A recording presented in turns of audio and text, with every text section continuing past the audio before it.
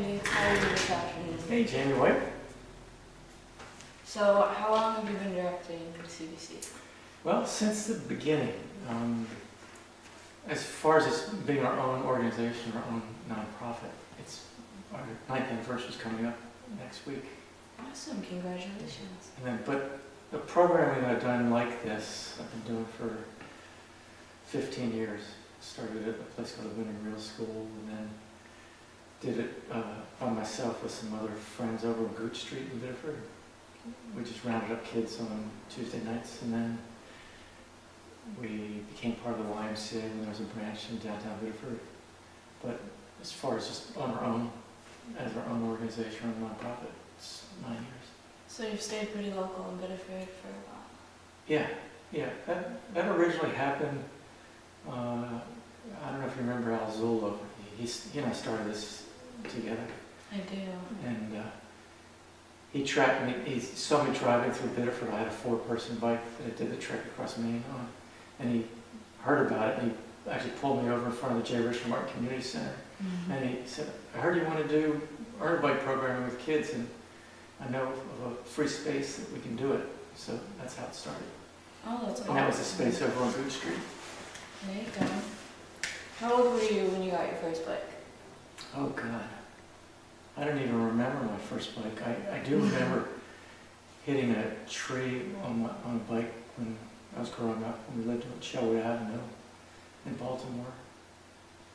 So I was 7 when we moved, so I had to have been younger than 7. Awesome. Okay, so at what age did you realize you liked biking, like it was a fun activity for you to do? The only really memory I have, and I don't know if it was because I liked biking, but when I was 17, a friend of mine asked me if I wanted to bike for a month through the Canadian Rockies, in the Canadian Rockies, and do it with his sister and a friend of hers. And his sister was someone I worked with on a ranch in Wyoming, and so it turned out he couldn't go, so it was me and Dee Dee, who's 5 years older than I am, and a friend of hers, and we cycled almost 1,000 miles from Jasper, Alberta, down to Cody, Wyoming, which is near Yellowstone National Park. How long did that take? 23 days. Wow. Yeah. So that was when I was 17. And then that bike got stolen when I went to college, and I never really did much biking, and then I realized this was going to be, I was doing counseling work at the real school, and bikes just seemed like a good way of trying to connect with kids and work with kids. It was a good way for teamwork. Yeah. So what opportunities do you provide to the surrounding kids in the local community? Ooh, that's a big question. Yeah. I'll answer in several ways. I mean, when you come in here, we obviously provide opportunities for kids through coming in here to work on their bikes or pick a bike and fix it, and they get it for $5, and they can make as many bikes as they want for themselves, mom's boyfriend, give it to a brother or sister. So it's that opportunity for them to connect with volunteers and us through learning how to fix bikes and take care of bikes. But we've also worked with kids through art. We've had a Trek Across Maine team that you've been involved in for 15 years. That's a fundraiser for another organization. So kids are learning how to fundraise and how to train and how to deal with sticking with something when they don't want to stick with it. I mean, I just flashed a photograph that you were in on a Trek train ride where it was raining and you're just cold, and you probably went, "Why am I doing this?" Yes, I actually remember that ride because it was freezing and there was wind and it was downpouring. And I told you I wanted to go back so we could sit under the overhang of the store, and you told me that we had to keep going because we were on time schedule. Yeah. I was so angry at you. Yeah. But I think I remember on one of a Trek ride that you and Riley said something about, that you realized that you were awesome girls and just strong when we were going up some hill during the trek. It was that 3-mile uphill But I think it was like after we'd gone up it, we were going down and we had another, and Riley was getting like all discouraged. And I was like, we just did that, and I'm like, we're awesome, we got this. yeah. But that's one of the opportunities we provide is for kids to challenge themselves to do things that they don't think they can do. In the summer, we explore Biddeford and the surrounding communities on bikes with kids. You know, we had like 2 kids this summer that they've lived in Biddeford for a year and a half, and they had never been to the Atlantic Ocean. Wow. And took them swimming. We've got some kids that we hire now and then, and they learn job readiness and learn how to work. One way I like to explain it, sometimes kids come in and they say they're interested in something. We try to ignite their spark about what they're interested in. So like, you may be interested in video production. Okay, well I remember you and Riley were, Yeah. and we bought flip video cameras. And Yeah, you two and made we did a broadcast, and Yeah. we had made a bunch of bike safety videos. And I think they're still on YouTube. Yeah, no, they're not. They're not? They're not. How can they be taken down? They're not on YouTube. They're definitely on YouTube. And you all made up a rap song, and that had absolutely nothing to do with bikes, but it was something that you were interested in, and that's what we did. We try to make things happen that kids may be interested in to spark their interest. Me and Riley did that thing where we were like presenting products to like sponsoring them, like the Pedros. Oh yeah, stuff, I forgot like the that. cement glue for handlebars and like helmets and stuff. That was crazy. We did that with like Matt. We were like a 3 musketeer trio. Yeah? Oh yeah, you went down to North Dam Mill and you showed off what you'd been doing. Yeah. And then you did some break dancing to your rap video that you made Denver. with Denver. And Robbie and Lexi. Yeah. So you should be answering this question, not me. I know, huh? I know. I answer my own. Sitting here relating on. Yeah. It's crazy. So how long you guys have been doing the Trek Across Maine for 15 years? 15 years, yeah. How And much money do you think you've raised, like, as an organization for? $247,000. Wow. And that doesn't even include, there's some teams that have spawned off of our team. Right. So that doesn't even include those teams. And I think it's been over 300 people that have been on our teams over the years. It's awesome. What's the biggest group that you've had?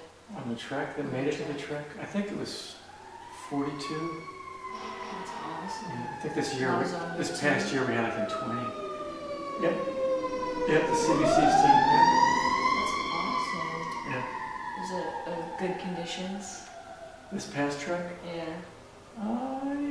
The weather, yeah, the weather was good. It wasn't like 3 years ago, I think it rained every day. First day it rained we missed it. 3 inches, I think. So how many bikes do you think come through your shop a week? I don't know, a week. I was looking at our data for last year. We had, I think it was 147 kids earn bikes or finish bikes out of here. I have absolutely no idea how many bikes got inspected and Right. bringing in their own bikes and fixing them. And that's just the bikes that kids are earning. The kids that come in here, sometimes we're fixing bikes to give to kids through Joyful Harvest, which unfortunately is not around any longer, or the YMCA, or veterans. We also have a store up in Portland now that we fix bikes for, to generate some of the revenue that we need to keep this going here in Biddeford.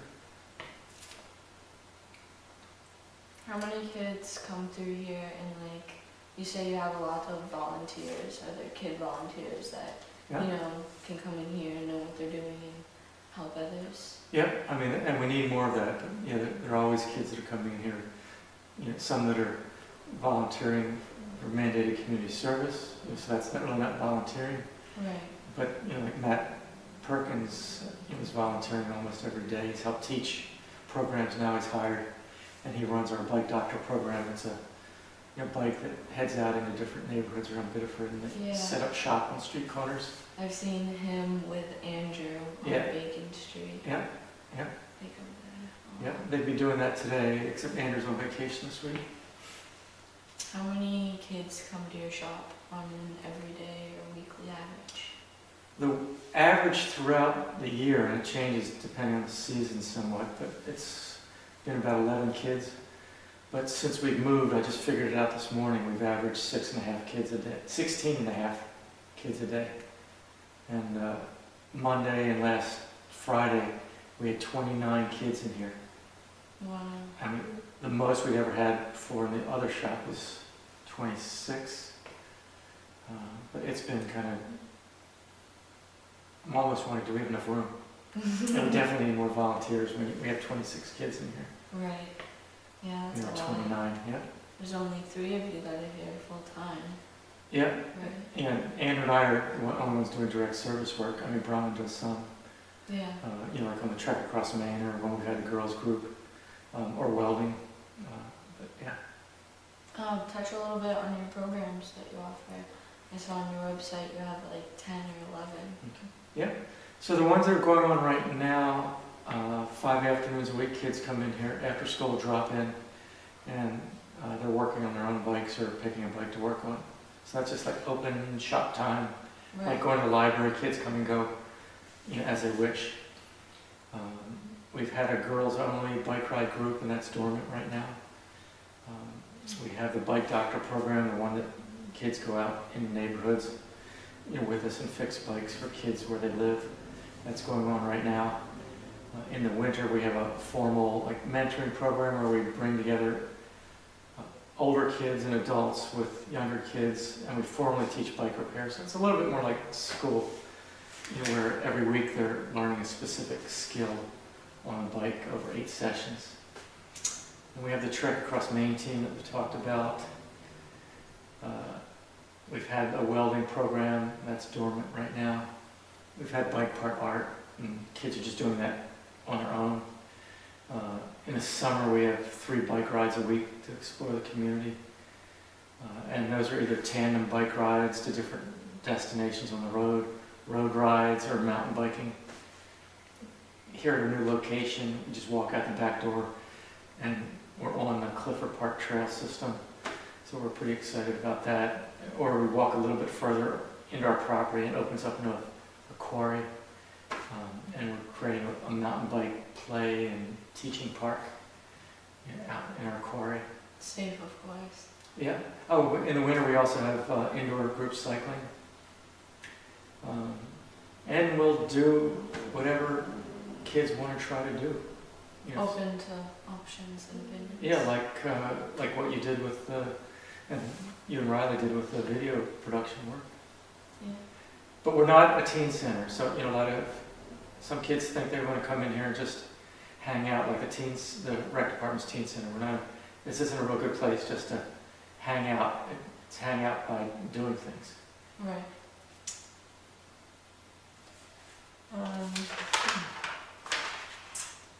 How many miles do you bike on a week? In an average week? In the summer, let's see, we have 3 bike rides a week. They go for anywhere from about 5 miles up to 25 miles. Is that round trip or there? That's round trip. So I'd say most of our rides are around 15 miles. So that'd be 45 miles a week. Yeah. At least our rides with the kids, yeah.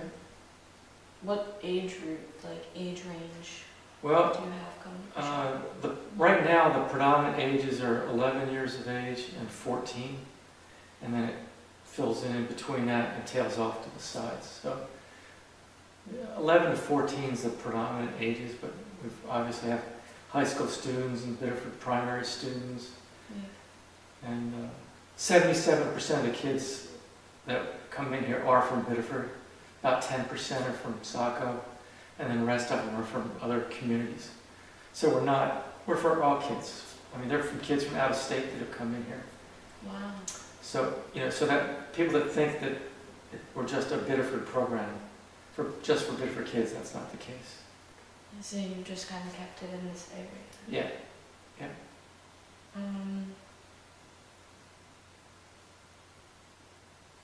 How much do parts cost? I know you can come here and fix your bike for basically free, but if you buy new parts, are So, they cheaper? we don't carry a lot of new parts, just the basic stuff like cables and brake pads. If folks need things that are more expensive than that, then we suggest that they go to any of the local bike shops. So we're not a store. Right. The used parts that we scavenge off of bikes that get donated, we charge the kids $1 a part. And then the bikes that they work on to take ownership of, we charge $5 for the bike. If they can't afford that, they can work that off. But if it needs any new cables, it would charge what a store would charge, or new brake pads. Right. But most of the bikes that kids leave here with, they wind up spending between $5 and $10. That's not bad at all. It's a Yeah. cheap bike, and Yeah. you're safe. Yeah, if it's a Walmart mass market type bike, if they bought it at the store, it'd be $80, $125. Right. What are some popular places that you go on the bike rides? Well, they're all destination rides, so one of the favorite rides is going out to Goodwin's Mills and swimming in the mill pond. If we have a little bit more time, we'll go to Barker's Pond. We go to the ocean, so to Goose Rocks Beach or Timber Point or Biddeford Pool or Hills Beach. I think you used to go to Hills Yeah. Beach. I think there was an overnight trip there. Yeah, that was really fun. Yeah. Or we'll go down the Eastern Trail to a coffee shop in West Kennebunk, or to Arundel Ice Cream Shop, or we'll ride down into Kennebunkport and get sticky buns at the store down there, and go walk into the Franciscan Monastery Preserve. Sometimes we'll go to Old Orchard Beach or to Pine Point and play shuffleboard. Oh, shuffleboard. Yeah. So we'll explore. Um, Yeah, and that's the road rides. The mountain bike rides, we go into the Smith Preserve. We go into Clifford Park out back here. Yeah. Are the mountain bike rides long, like mileage-wise? You know, I don't think we've taken our bike computers out there, but all of our rides, I mean, we head out for 3 hours. Doesn't mean we're riding for 3 hours, but the trips are 3 hours. Right, yeah. You know, like it may take us an hour to get to a swimming location. We swim for a half hour and then we come back. Awesome. What have you personally got out of your CBC experience working here and with the kids and the staff? Well, the thing that really brings me a lot of joy, I love, it's our tagline, but providing opportunities for kids to grow. I was fortunate that I grew up in a family that I got to do had a lot of experiences growing up that impact who I am today. And I see a lot of kids around here that at the end of the school day, they're not involved in anything. So a lot of the kids that come in here, it's the first time they're getting involved in something and having a sense of belonging. And, just seeing them get joy out of learning something and connecting with other kids and adults and helping each other and learning from each other. I just love watching it. I mean, sometimes when it's real busy in here, I'll just stop and I'll get on the stool and just sit and watch, because I love watching kids working with other kids and kids working with adults, and seeing those relationships grow and flourish. I get a lot of joy out of that. Or like you, this is the first time I've seen you in 6 months, a year. Yeah. But I know that you consider, I don't know if, in a sense, a home. Yeah. For you, that you can come back to share what's going on well in your life, maybe even what you're struggling with, or connecting. I get a lot of joy out of that. Definitely.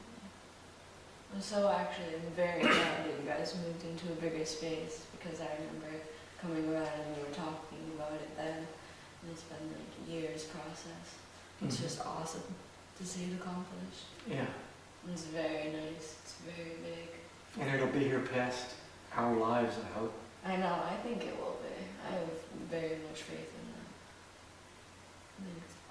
Didn't we talk about when I got older, just sitting in a rocking chair and watching everybody else working here? I told you that the art program would go into like woodworking, and I would make you an old rocking chair, and then I would have like the little kids painted all pretty colors.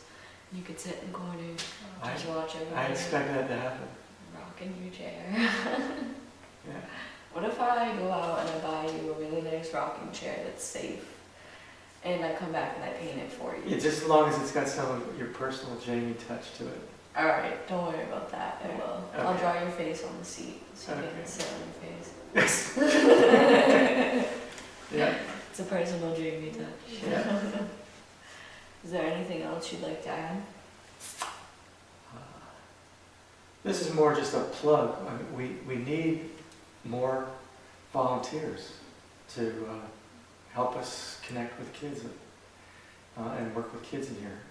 What if a volunteer comes in and they don't really know what they're doing? Could they come in and get help Yeah, for a while Yeah. and then continue to yeah, we'll help get, others? yeah. I mean, all people need to want to do is be able to safely work around kids. You don't need to be a bike mechanic. I wasn't a bike mechanic. And we've got volunteers in here that are learning the bike side of things from the kids. So we need that. And that's the most important thing that we need. How many sponsors do you have that sponsor your organization? You mean like donors? Yeah. I don't know, you could video, I mean, probably, I don't know, 300 or 400. This banner up here, these are all the people that have financially supported the renovation of this building. That's a lot. Yeah. Yeah. 3 donations of $50,000 plus. Yeah. That's crazy. Yeah. Wow. So a lot of people have a lot of belief and trust in what we do. That's really awesome. Yeah. It must feel good to know so many people Yeah. have your back. Yeah. It's cool. Yeah. Do you participate in the art department of your organization? I participate by helping get the resources. I am not, you probably heard about folks have different learning styles. Mm-hmm. Unfortunately, I'm not very strong visually. So that's not one of my skills or aptitudes. Even though I love art, I grew up in a family that art was really important. And my father had a craft store at one point. But and I love seeing and hanging and having kids' art in here. But that's not one of my own skills. Right. I am getting into wood turning. You mentioned woodworking. I turn wood turn bowls Oh, and really? giving those away. Yeah. So that's a form of art that I'm getting to be good at. Have you thought of letting your art department paint those bowls for you? I have not, because there's some really beautiful wood. But maybe I can. Maybe Let go. spare a few. Yeah, that's one of the things. Letting go. Yeah, I'll turn one and you can paint it. Alright, I can paint your bowls for you. Yeah. I'll paint them pretty nice Good. colors. Vibrant. So this winter I'll turn some for you. Alright, sounds good. I'll come in here and work on them. Yeah. Thank you for the interview, Andy. Thank you, ma'am. It was nice seeing you. You too.